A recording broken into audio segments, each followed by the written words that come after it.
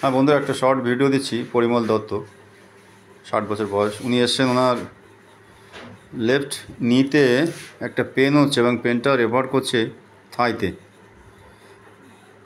বাঁ দিকে হাঁটুতে তো শুরু হয়েছিল আগে, না মালাইচাকিতে। হ্যাঁ, সেখান থেকে হ্যাঁ হ্যাঁ হ্যাঁ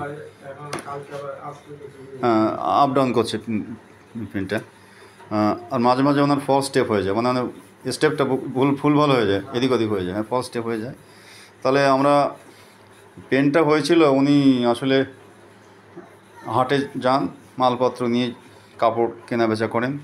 তো এই ব্যাগ উপর নিচে করতে হয়, ভ্যানে তুলতে হয়, নামাতে হয়, এসব করতে যেয়ে উনি ব্যথাটা পেয়েছিলেন, তাই তো বললেন। তো ঠিক আছে, তো সেটা আমরা আর্নিকা দিয়ে শুরু করবো, কিন্তু তার আগে ওনাকে আর একটুখানি কেস টেকিং করলাম। দেখলাম যে ওনার লবণ উনি না খেলে ভাতের স্বাদ পান না, রেগুলার খেতে হচ্ছে। কারো প্রেজেন্সে উনি টয়লেট করতে পারেন না, কনস্টিপেটেড আছেন, পায়খানা খুব শক্ত হয়, রাগ আছে ওনার, উইপ ইজিলি, খুব তাড়াতাড়ি কেঁদে ফেলেন।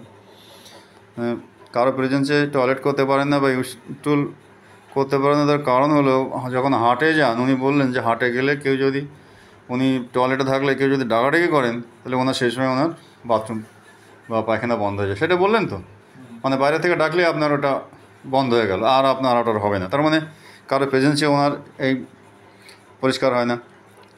দেখ, সেটা আমরা পরে দেখবো। আগে ওনাকে